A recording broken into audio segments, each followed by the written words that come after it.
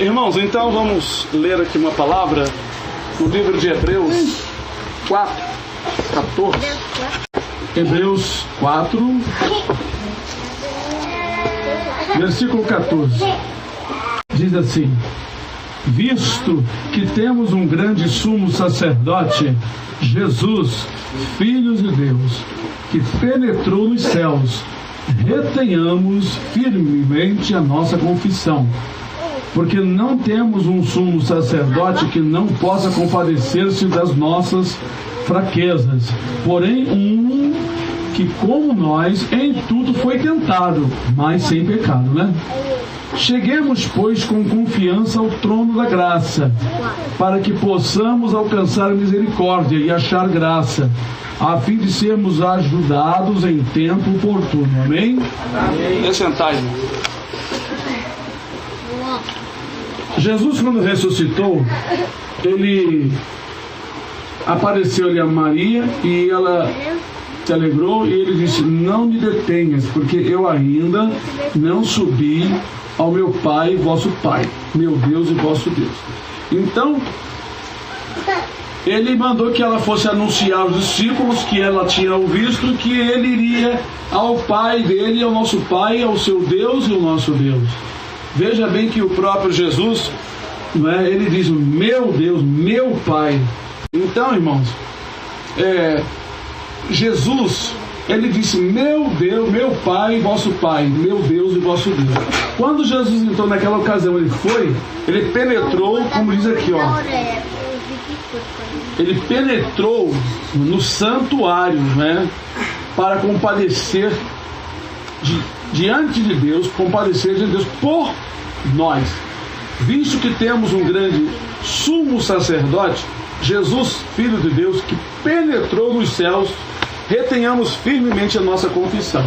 Confissão, sumo sacerdote. O que era o sumo sacerdote? O sacerdote maior que entrava uma vez por ano. Vocês já sabem, eu quero deixar ver seus irmãos daqui na Lagoa do Barco. Quem sabe, os irmãos aqui, o sumo sacerdote, sabe, João, o que era o sumo sacerdote? Não sabe, tá vendo? Sabe, gente, o que era o sumo sacerdote? Era aquele que podia, que dava santificado para entrar e oferecer o sacrifício. A representação de Jesus. Hã? Era uma representação de Jesus, sumo sacerdote. Irmão Creudo, sabe o que era o sumo sacerdote? Mais ou menos. Irmã, esposa do Creudo? Ismael, você esquece o nome dela. Eu acho que nem a lei que falou, né? Porque a gente sabe do sacerdote, né? Aí tem aquela, como eu já li sobre aquela lei segundo eu quiser, né? Que era o sumo sacerdote, é de figura, né? Então ele é mais acima do que o próprio sacerdote, né? Porque a gente lê mais para Mazefa, né? Sabe, Mazefa, que era o sumo sacerdote?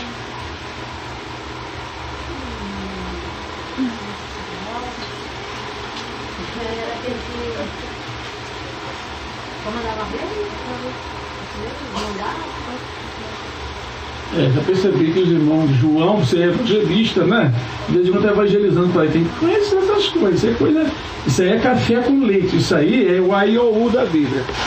O sumo sacerdote no Velho Testamento, ele era o chefe dos sacerdotes. E ele é que realmente comandava tudo ali no templo. Então o sumo sacerdote, ele era responsável. E ele, uma vez por ano, ele fazia um sacrifício. Ele entrava no véu que tinha no templo, lá onde estava a arca do concerto, para oferecer um sacrifício, o sangue. Ele fazia isso uma vez por ano, oferecendo por ele mesmo e pelo povo. Aquilo ali representava aquele lugar aonde, dentro do templo, dizia lá que tinha um véu, e lá depois do véu, era como se fosse um cômodo fechado com um véu. Ninguém entrava ali, nem sacerdote, nem ninguém do templo. Só o sumo sacerdote uma vez por ano. Então ele entrava lá, fazia o sacrifício, oferecia e depois saía. O que significava aquele trabalho do sumo sacerdote? Eu sou um sacerdote equivalente ao pastor. Ele é o sumo pastor. A palavra sumo é que está acima de todos. Então Jesus é o sumo pastor, é o sumo sacerdote. né? Então, assim como o sacerdote lá na lei entrava no lugar santo, chamado lugar santo, lugar santíssimo, uma vez por ano para oferecer o sacrifício, né? Primeiramente por ele e pelos demais, assim Jesus também penetrou no mesmo céu. Por isso está escrito aqui, ó, visto 14, né? Visto que temos um grande sumo sacerdote, a Bíblia fala segundo a ordem de Melquisedeque. Depois eu vou falar sobre esse Melquisedeque outra hora, né? Jesus, Filho de Deus, que penetrou dos céus, retenhamos firme a nossa confissão, porque não temos um sumo sacerdote que não possa compadecer-se das nossas fraquezas. Bom, o sumo sacerdote, então, ele entrava naquele lugar com sangue, não sem sangue, com sangue, e fazia oferta, primeiramente por ele e pelos demais, por causa dos pecados. Mas Jesus, entrando no céu, não é? Ele pôde oferecer o seu próprio sangue quando ele foi no céu, para perdão dos nossos pecados para sempre. De maneira que Jesus não precisou morrer duas vezes, uma vez só, porque ele é santo. Já o sumo sacerdote todo ano tinha que repetir a mesma coisa, porque não temos um sumo sacerdote que não possa compadecer-se das nossas fraquezas. Quer dizer, o nosso sumo sacerdote, ele se compadece, porque ele roga ao Senhor por nós, ele clama ao Senhor por nós, ele intercede por nós, ao lado de Deus. Porém, um que, como nós, em tudo foi tentado, mas sem pecado. Então Jesus, ele veio para sofrer e sentir no seu corpo físico as nossas tentações, as nossas provações, as nossas fraquezas. Só que ele não foi um homem pecador, ele não teve pecado. Mas então ele pode se compadecer de nós, porque ele sabe a dor e as aflições que nós temos aqui. Por isso, quando clamamos ao Senhor, ele ao lado do seu Pai, ele clama a Deus por nós. Sabe que a nossa oração não vai direto para Deus, irmão? Ela passa pela refinação do Espírito Santo, depois chega para Jesus, e Jesus vai falar com o Pai. Não é fácil não, não é assim não. Eu clamei a Deus. Você clamou a Deus, mas passou por dois primeiro, se é que a oração foi pelo Espírito, que a Bíblia diz que nós não sabemos pedir como convém. Então o sumo sacerdote era aquele que era responsável pelos outros sacerdotes, e que uma vez por ano ele fazia um sacrifício por ele mesmo e pelo povo. Então 16, continuando a metade do versículo 15, diz: então ele pode se compadecer das nossas fraquezas, porém um que, como nós, em tudo foi tentado, mas sem pecado. Nós já lemos. 16 diz: cheguemos, pois, com confiança, ao trono da graça, para que possamos alcançar a misericórdia e achar graça. Então nós temos que ter confiança agora, sabendo que Jesus veio a esta terra e sofreu e padeceu. Agora você tem que pensar assim: eu vou clamar a Deus através de Jesus, porque eu sei que o seu Jesus está ao lado do Pai, e ele sofreu aqui, ele sabe a minha tentação, ele sabe a minha dor, ele conhece o que você passa, e aí ele passa para o Pai, porque o Pai não sofreu aqui. O Senhor Deus nunca foi tentado, ele não pode ser tentado por ninguém, mas Jesus foi. Deus foi tentado alguma vez? Ele não pode ser tentado pelo mal, não é? Jesus foi tentado, porque ele veio como um homem normal, para sofrer as coisas que nós sofremos aqui. Então temos que ter confiança na hora que formos buscar a Deus e orar, sabendo que do lado de Deus tem um que sabe da nossa dor, sabe do seu sofrimento. Quando você geme, quando você se sente enfermo, quando você está só, quando a opressão vem sobre o irmão ou a irmã, ele conhece tudo isso, porque ele passou isso aqui. Esse foi o plano de Deus, que Jesus tomasse um corpo semelhante ao nosso, porém sem pecado, mesmo corpo de carne. Sentia dor quando os cravos entraram nele, quando os grandes espinhos da coroa colocaram na cabeça dele, bateram para que ele entrasse e espetasse a sua cabeça. Jesus ficou muito enfermo durante aquele dia. Por isso que ele morreu primeiro que os outros malfeitores. E já estava mesmo um bagaço. Tinha passado na moenda, estava aquele bagaço seco. Tanto que ele sofreu. Então ele sabe a dor que todos nós passamos aqui, que ele sofreu todo tipo de dor, tanto a dor da morte, quanto a dor da perseguição, quanto a dor da tristeza, né, da saudade. Teve fome, né? A Bíblia diz que ele teve fome, chegou na figueira, não tinha nada, né? Então ele teve fome, Cheguemos, pois, com confiança ao trono da graça, para que possamos alcançar misericórdia e achar graça, a fim de sermos ajudados em tempo oportuno. Aí, depois que você clama a Deus ou continua clamando, aguarde o tempo da oportunidade, o tempo oportuno, e aquele momento que Deus determinou que vai te abençoar. Pode demorar um pouquinho, pode demorar muito, né? Então, temos que ter confiança. Quando vamos dobrar o joelho, vamos falar com Deus, irmão, você tem que estar confiante, acreditando. Bom, do lado do Pai tem o Senhor Jesus que sofreu por mim. Senhor, meu Deus, em nome de Jesus Cristo, teu Filho, Senhor, eu estou passando uma situação e eu não sei o que fazer, me dá a direção, dá uma solução, né? E o Senhor dá a solução, porque dele vem a solução, né? Então, irmãos, é assim. Tem momentos que você não pode fazer nada, não, você tem confiança de que está na mão de Deus, é a obra de Deus. Então, a obra de Deus, eu vou fazer coisa impossível que não estou podendo? Não, eu vou orar com confiança, sabendo que do lado do Pai está o meu Senhor Jesus, e eles estão assistindo tudo. Senhor, estou numa situação que eu não sei o que fazer, não tem nenhuma ideia para eu resolver a situação, a obra é tua, por favor, Senhor, em nome de Jesus, resolva para nós. E assim Deus vai e opera, né? Deus então é bom. Então nós temos que ter confiança de que Jesus, irmão, sofreu as mesmas coisas que nós, e por isso Ele pode interceder por nós com a dor que nós temos. Por quê? Porque Ele conhece a nossa dor. A nação de Israel, ela foi peregrina e estrangeira durante 430 anos no Egito. Quando Deus, pela mão de Moisés, tirou o povo dali, e Deus foi guiando o povo para a terra prometida, Ele deu um mandamento para eles. Ele disse: quando vós entrardes na terra que mana leite e mel, que eu vos tenho dado, né, não afligireis o coração do estrangeiro, porque vós conheceis o coração do estrangeiro, porque vós foste estrangeiro na terra do Egito. Olha que maravilha. Aí Paulo, muito sabiamente, ele dá a instrução: o obreiro tem que ser primeiramente provado, aprender a ficar sozinho, viver sozinho, ser desprezado e ficar firme. Mas tem que ficar firme, não é ser provado no seminário como faz as igrejas, não. Paulo diz que tem que ser primeiramente provado na vida, servindo ao Senhor, primeiramente provado na vida. Mas se ele é reprovado no lar, no trabalho, em todos os lugares, não tem como ser obreiro. Hoje a pessoa entra para a igreja, lá fica um pouquinho, né, fechado lá, já bota para ser obreiro, fazer isso. Ai, não, bota com o carro lá na igreja, você está com o carro?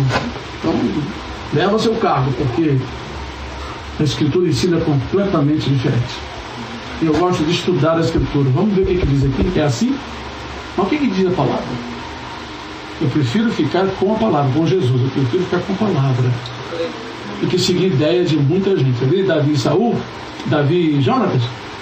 Jesus não disse: quando dois de vós concordarem na terra, será concordado no céu. E aí, como é que fica essa história? Davi e Jonatas, Davi, segundo o coração de Deus, concordou com Jonas, Jonas concordou com ele, os dois fizeram um pacto, eles fizeram uma aliança. E foi concordado no céu? Não.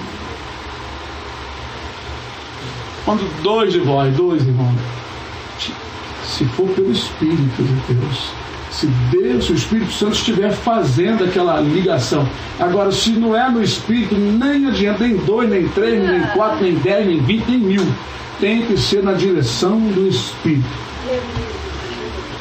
Tem uma escritura em Atos dos Apóstolos que diz assim: pareceu bem a nós e também ao Espírito Santo que nós não impusesse esses cargos aos gentios.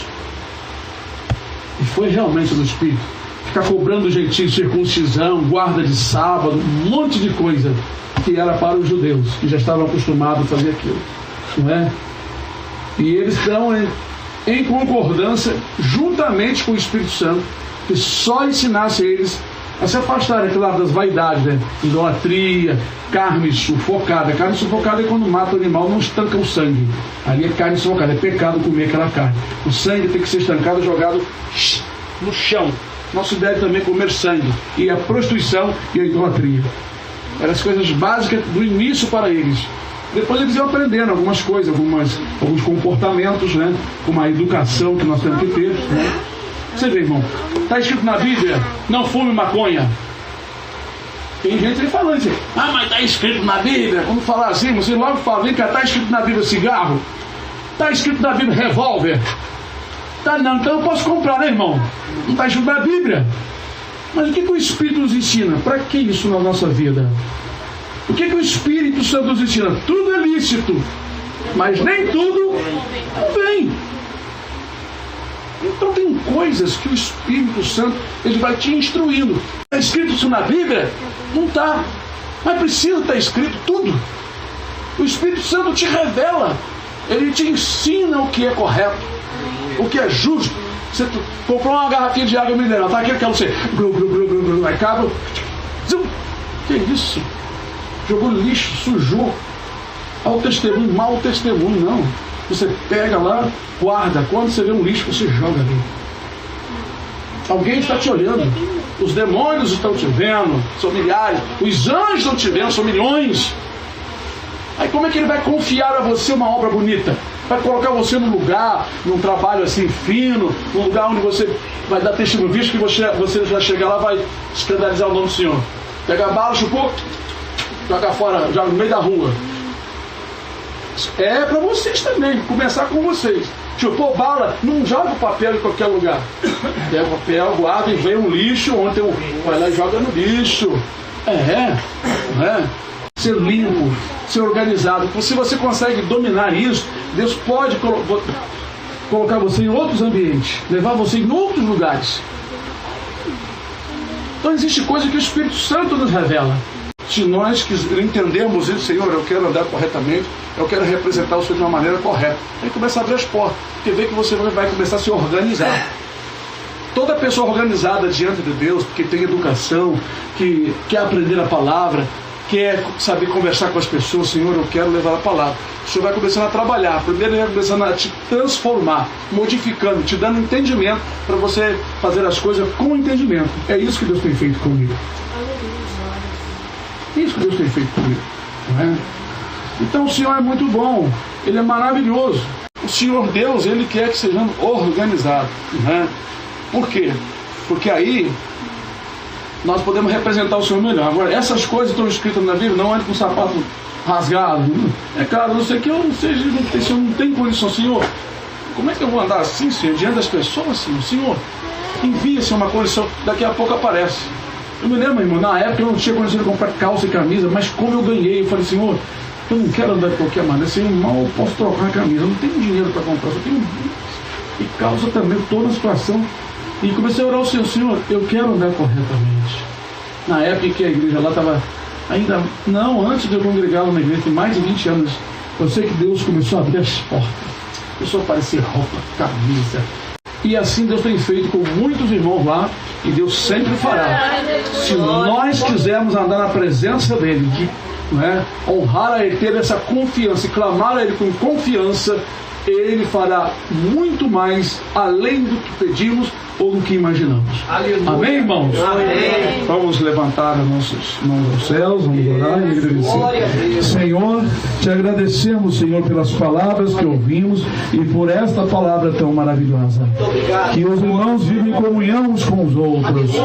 Que os irmãos venham se alegrarem em vir para o culto e não sair na rua aí com a cara triste, Senhor, mostrando para os outros que está triste na hora de vir para o culto, são tristes na hora que saiu do culto, mas que eles tenham alegria em falar para as pessoas. Alegrei-me quando me disseram, vamos à casa do Senhor. Aleluia. Que o Senhor se faça presente, que a graça e a bondade do Senhor seja sobre nós e que todo mal seja repreendido, meu Pai, em nome de Jesus. Abençoe, Senhor, a noite dos teus filhos, das crianças, nos colégios, na semana de trabalho. Abençoe o trabalho ali no templo. O Senhor se faz presente. Nós estamos, Senhor, confiantes de que que o Senhor vai continuar nos ajudando, porque a obra é tua, Senhor, não é nossa. Ó Senhor, se alguma coisa, se às vezes nós apressamos ou acrescentamos, Senhor, perdoa, Senhor. Não é pela maldade, mas porque às vezes nós, ó Senhor, não seguimos corretamente a direção. Mas ajuda-nos para que os nossos passos sejam guiados pelo Senhor. Ó meu Deus, te agradecemos pela vida dos irmãos, pelo trabalho que os irmãos tiveram em seus lares, que eles sejam também recompensados. Abençoe nossos vizinhos, aqueles que hão de herdar o reino do céu. Sê com eles, meu Pai, em nome de Jesus. O amor do Senhor nosso Deus Todo-Poderoso, a paz e a salvação do Senhor Jesus Cristo, as revelações e consolações do Espírito Santo de Deus, seja com todos, desde agora para sempre. Toda a igreja do Senhor Jesus diga amém.